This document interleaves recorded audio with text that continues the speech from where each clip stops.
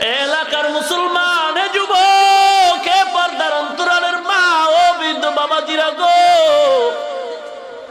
ও মা, আমিও তো একটা মায়ের সন্তান। যুবক, নবীর জন্য কি তোমার একটু মায়া হয় না রে যুবক? কয়দিন আর দুনিয়াতে বাঁচবা? এই মাহফিল জীবনের শেষ হয়ে যেতে পারে রে যুবক।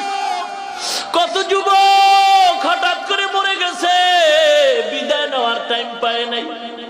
ও যুবক, আল্লাহর গোলাম, কি নিয়ে কবরে রওনা দিছ রে ভাই?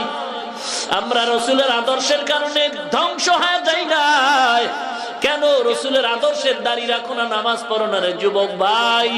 তোমার মতো যুবক দাড়িওয়ালা নামাজি স্কুলে পড়ে, কলেজে পড়ে, অভাব নাই। তোমার মতো যুবক দাড়িওয়ালা, আরে আবার পুলিশ, বিডিআর, চাকরিজীবী, ব্যবসায়ী, শ্রমিক আছে, অভাব নাই।